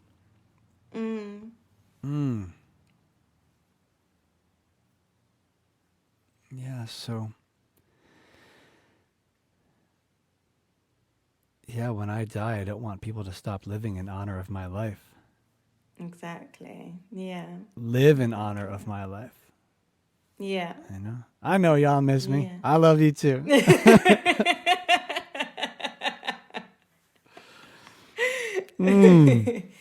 Yeah, but it's exactly that, you know, you don't want people to stop living just because you're not there anymore Yeah. to see it. So speaking of creating our lives, out of this, you have created yourself as you're a life coach, yeah? Confidence coach. Confidence coach. So tell everyone about that. Okay. So I knew that I wanted to do something for cancer survivors for a long, long time, because I found that when I was going through treatment, the physical side of things was the most prominent thing. And when I finished treatment, the emotional and mental stuff all caught up with me. And that was the moment when the safety net of the hospital's gone, you don't have any appointments, you've just got this empty diary stretching out in front of you. Yes. And people seem to think you're better now, so they kind of just go back to their lives, and you're like, what the hell just happened? Yep. You're kind of out on your own in this little life raft. So I knew that I wanted to do something to help cancer survivors when they finish treatment. And confidence was a big thing for me, because when I finished treatment, obviously, like we spoke about, I was a teenager and I was very self-conscious. And when I finished treatment, I didn't have any hair. I put on a bit of weight after my treatment because I actually had interferon injections for 18 months afterwards. So injections in my legs every week. What is that? It was part of a trial drug. So they asked me if I wanted to take part in a trial, and I was like, yeah, of course, whatever I can do to help. Go on then. So I was selected for this, like at random, they select you. And I think they were seeing, I think interferon is used now in some sort of capacity in the treatment of cancer, but it was to see if it boosted your immune system. And so I had a nurse, they asked me if I wanted to inject myself, but I wasn't brave enough to do that. So I had a nurse come to the house every week to inject me with my leg, in my thighs. So after not eating as much on chemo, and then sort of after chemo eating everything because my appetite had come back and I wasn't throwing up everywhere anymore, and then having interferon on top of that, I put on a little bit of weight. My hair was very short, so I didn't feel like myself, and I was just a bit awkward and uncomfortable. Yeah. And my confidence really got a hit, I think. I carried on studying when I was in hospital. I carried on with my schoolwork. I sat my exams in the months after I finished chemo, and then I passed them. So I in the UK we have GCSEs when you're 16, and then you go on to college or you go on to do your A levels. So I did my A levels, and then I went on to university after that, which was really good. But throughout that time, I had a very low feeling of self-worth. I wasn't very confident in myself, and I guess I didn't really know myself very well because I hadn't had that time to kind of grow into who I wanted to be. So confidence was a big thing. So last year when I was on furlough from my last job, I've started a new job now, which I'm loving, which is still in marketing. Nice. But when I was on furlough, I had a really long time to think about what I was doing with my life, what I wanted to do with my life, and all these things kept coming up. And I'd done, I started a counselling course a few years prior, but it just didn't resonate with me as much as coaching did, because coaching, I'd be able to share my story as well. And with counselling, it's sort of a bit more one-sided, I guess. So I saw an advert for an online course that I could do in coaching, and I thought this could be my opportunity to help cancer survivors in some way and to help them improve their confidence. So I'm just going to go for it. So I sat this course and passed the tests and everything, and got certified. And and then I think I started coaching people around September time. And then in the October or November, so I was originally targeting cancer survivors, and I was meant to start working with one lady, but over Zoom. But she was a bit older and she wasn't used to the technology and everything, so that kind of got sidelined. So I actually haven't coached as many cancer survivors as I would like. The whole intention of setting this thing up.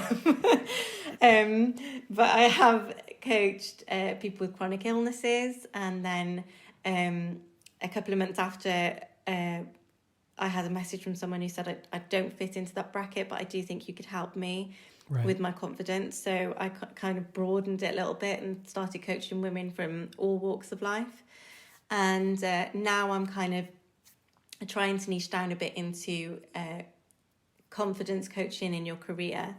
So I'm working with women who kind of want to up their confidence in the workplace, or people who have finished cancer treatment and want that confidence to get back into work after they finish cancer. So I've written a few articles and done a few did I say after they finished cancer? After they finished treatment? We know what you meant. I wish we could all just finish cancer. Don't we? So I'm kind of going down that path really of confidence coaching in women's careers, and it's been really uplifting for me to not just give something back to cancer survivors, but to plenty of women in the workplace who just want to be able to speak up in meetings more, or ask for that pay rise, or go for that job that they think is totally beyond them. So it's been really interesting. So I've only been coaching really a few months, but I know that it's something that I want to continue for a very, very long time. It's wonderful. I love it. Thank you. So it's such a joy to hear that you are you found this niche, and it works for you, and you can, something you're familiar with, you've gone through it. When I decided I wanted to be a coach, I just knew. I really can't stand the word life coach, and one of these days on my website I'm going to change it, because I think coach and you think of sports and then people coaching you, and telling you how to navigate something, where I'm not telling anyone how to do anything. Through the conversation I have with them, they distinguish for themselves what's going to be the most empowering approach. Exactly. And we can unfold, and untangle where they're stuck, right? But in the meantime, this is the language we use. Right? Yeah. I know. Maybe mentor. So you do cancer survivorship coaching, don't you? Yes. So what does that involve?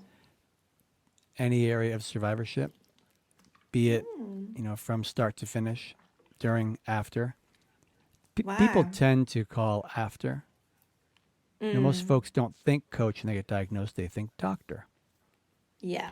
And the reality is, there will come a point where folks realize you get diagnosed with cancer, go to a doctor's appointment and get a coach.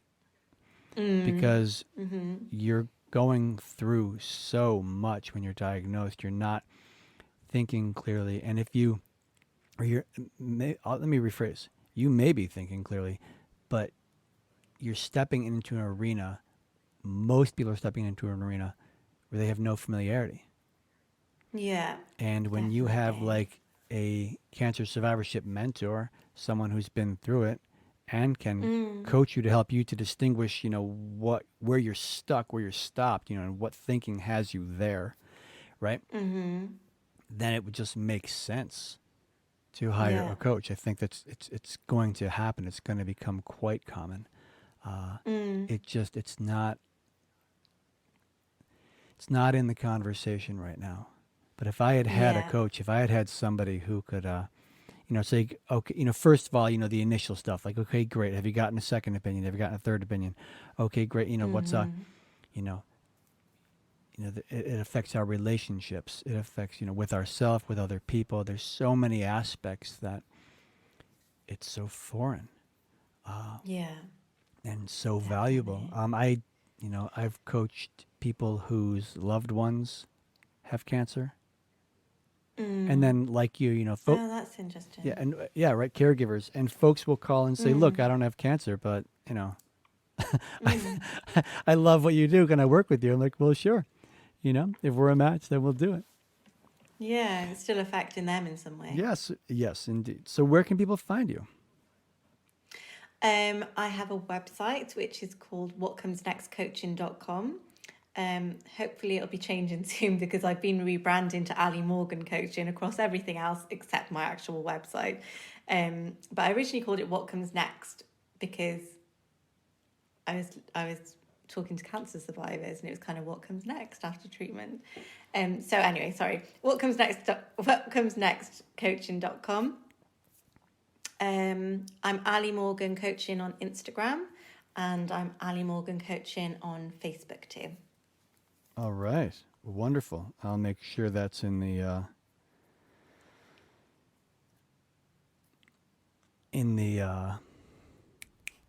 show notes. Yeah. Thank you. I'm writing it down and trying to talk to you, and it is not working. Yeah, I always put notes beneath the episodes so people can, let's say someone's listening to part of your experience, and they're like, you would love this part. It go to 1 hour and 10 minutes, and then you can. That's pretty cool. I love that when they do that on YouTube videos now. Right, the timestamps. So someone says, you're like, oh God, I don't want to listen to a 90-minute podcast. What can I do? Well, you can just go to this one part. So I'll make sure to, but to keep it in those notes as well, so people can be sure to know where to find you.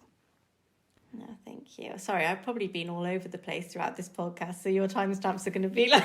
No, you want to know what? It's perfect because it's how it goes every time. Oh, good. It's, like you could write, we could have 10 different podcasts about this and it would go 10 different ways because it's just such a profound, life-changing experience. Definitely. I remember parts of my experience that I'd forgotten about as a result of having conversations with people. Yeah, it brings it back up, doesn't it? Yep. When I was having a conversation with a guest, and it was the first time I really understood what it meant when a person said, I didn't want to be in my body. Something they said to me had me realize that when I woke up from surgery and was, no longer dopey and could think clearly, maybe the day after, I looked at my colostomy and I was just like, no, I don't want to be in this body. This is grossing me out. Yeah. Excuse me. I found it gross. And I didn't want to be in my body, and I didn't have language. I didn't really get I didn't have language for it. I didn't get that that's where I was mentally and emotionally. Yeah. And through one of these conversations, I got there, because we're just talking. We're two people in an airplane with a few hours, and we both have cancer, so we're going to talk. We both had cancer, so we want to talk about it. Yeah, definitely. No, I think there's things we've talked about today which have kind of brought stuff back up for me that I kind of have forgotten about as well, I guess. So, yeah, like that moment in the pool, I think. It's such an eye-opening experience at the time, but yeah. Yeah, I love that. I loved when you told me that. It's just like, just was, your whole world had shifted. Yeah, definitely. And I forgot how powerful it was until we talked about it just now. So thank you for that. Well, you're welcome. You're welcome. This has been a real treat. It's been great getting to know you. It's been really lovely to talk to you. Is there anything else? Did we miss anything? No, I don't think so. All right. I think we covered a lot. Well, you have a beautiful day. Thanks so much for taking your time with me. Thank you, Bert. You're welcome. Bye-bye. Bye. Thank you so much for tuning in. I truly hope this podcast was of value to you.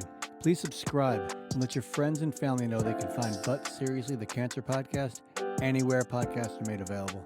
To learn more about my cancer survivorship coaching, please go to bertschol.com. That's BERTSCHOLL.com. If you'd like to support But Seriously, the Cancer Podcast, please go to our Patreon page at patreon.com. That's patreon.com/But Seriously, the Cancer Podcast. And thank you so much for all you do. See you all in the next episode, and thank you so much for listening. The intro and outro music you hear is a creation of Saint Kid. You can find him on social media as The Saint Kid. The purpose of this podcast is to provide a platform for individuals to discuss personal experiences with a medical diagnosis. The host and guests are not medical professionals, and the podcast is not intended to provide medical advice or psychological therapy. Whenever there is a concern about mental or physical health, please consult a qualified medical professional.